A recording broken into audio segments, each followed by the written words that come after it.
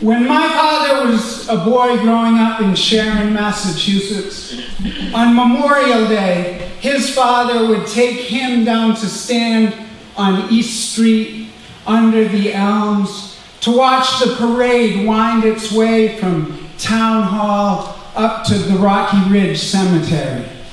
The color guard would go by with the flags flying, and then the junior high band, and then the veterans of the World War, and the veterans of the Spanish-American War, and the high school band.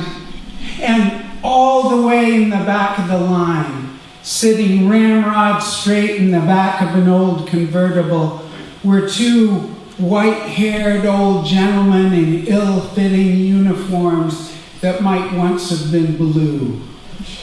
The last living veterans of the Civil War. And Grandpa would look down at my father and say, "Alan, someone from our family's been in every war this country ever fought." Well, my father's opportunity to maintain the family tradition happened soon enough. In January of 1944, when he turned 18, he went down and volunteered for the Army. And before he knew it, he was in the 86th Black Hawk Infantry Division on his way to Germany. And he fought in the Ruhr Pocket and at Remagen Bridge in Ingolstadt. And when the fighting was done in Europe, he was transferred to the Pacific, where he was on a ship bound for a probable invasion of Japan when the war ended.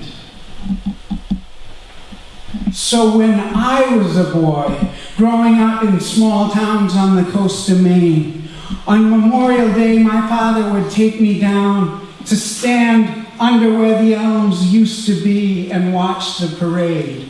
The color guard would go by, and then the junior high band, and then the Vietnam vets would march by, and the World War II vets and the high school band, and all the way in the back, sitting up in the back seat of a convertible, were the last veterans of World War I.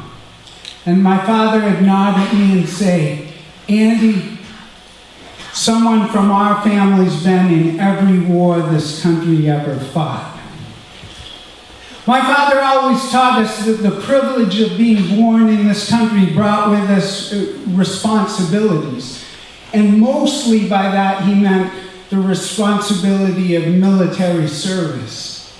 So that expectation was part of the furniture of my childhood, much as the foot-long armored anti-tank shell was that propped open the front door in every house where we ever lived. The backdrop of my childhood was the war in Vietnam, which mostly came at us via the television, which was always on. It was kind of like a talkative relative, like a crazy old uncle who sat in the corner of the living room making rat-tat-tat noises and reciting body counts. So when my turn came, I didn't maintain the family tradition. Not only did I not sign up, but I tried to stop and slow down the wars of my time, which inevitably brought some distance between my father and I. I dropped in and out of college and saved my money to go traveling off to see the world without a uniform. So that's how in early 1984, I decided to go to Europe and see if my high school French had any traction at all. My high school French teacher, Madame Laroche, had always said, "Oh, André, you are murdering the language." But she said it with a twinkle in her eye. So I flew to Brussels, and then I took the bus to the edge of the city, and then hitchhiked to southeast to Namur, toward the border with France. And that whole first day, I followed the Meuse River. I was running a gauntlet of bluffs on both sides, crowned with castles and fortifications of 1,000 years of war.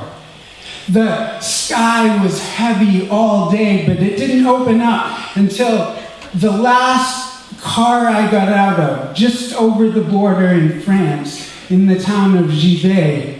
It started to rain. So I ducked in a little cafe to repack my bag so that things wouldn't get wet. And I ordered a croque monsieur or a croque madame and a beer. And I went over in the corner and played the Charlie's Angels pinball machine, the only bit of color in that dark little cafe. And then I shouldered my pack and went back out into the encroaching dusk. The wet, wet dusk. Now, my plan had been to stay in youth hostels, but there wasn't a youth hostel in Givet. So as I walked the road out of town, and as the houses got further and further apart, I scratched my head and looked for a dry place to pass the night. And then I saw a little stone building, like a garage set apart from any other building, but it was kind of a ruin with the doors hanging off the hinges and a little bit ajar. So I poked my head in, and it looked dry inside. Perfect. So I slipped in and spread out my sleeping bag and was asleep right away. But sometime in the night, I awoke to a familiar sound. The sound of a car engine. And then, as I came more fully awake, I heard the car door open, and then, to my alarm, it got very bright inside as the doors opened and the car started to, the lights of the car shone in, but I didn't hear the man get back in the car. And so I flexed my invisibility muscles and hoped that I wouldn't be noticed. But I could imagine whoever it was looking incredulously at this giant blue nylon caterpillar in this garage. And finally I heard a voice, an older man's voice, blurt out, c'est un garage privé, but it's a private garage. So I poked my head out of the sleeping bag, and I had gotten very good at ordering croissants and asking directions, but I was 22 and an apology was new to me in any language. But I uttered a few apologetic words, and noting my accent, he asked if I was a foreigner, and I said, oui, je suis américain. And he said, ah bon, j'aime les Américains assez bien. Okay, I like Americans well enough. And he got back in the car, pulled it all the way in the garage without running me over, turned the lights off, got out of the car, wished me bonne nuit, and disappeared. And that was the last I saw of him. The next morning I was on the road at first light, heading on towards Reims and Paris. And at the time, it occurred to me that he had allowed me to stay there because of the role that U.S. troops had played at the end of the war. But as I've revisited this memory more recently, I've put a more personal face on it. I imagine my 19-year-old father and his comrades in arms prevailing over this now old Frenchman to tolerate another young American in his private garage 40 years later. My father is 88 years old now, and his one remaining ambition is to be that guy sitting in the back seat of the convertible, the remaining veteran of World War II. And aside from his bum knee, he's in great health. I think he might make it.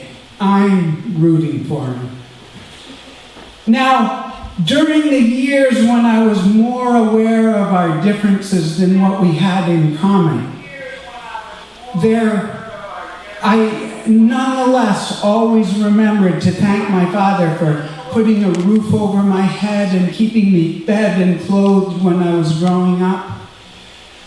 But there's so many things I never thought to thank him for then, like raising me with the ethic that with privilege comes responsibility, and passing on to me the storytelling gene, and passing down the male pattern baldness that keeps me cool in the summertime and in performance situations.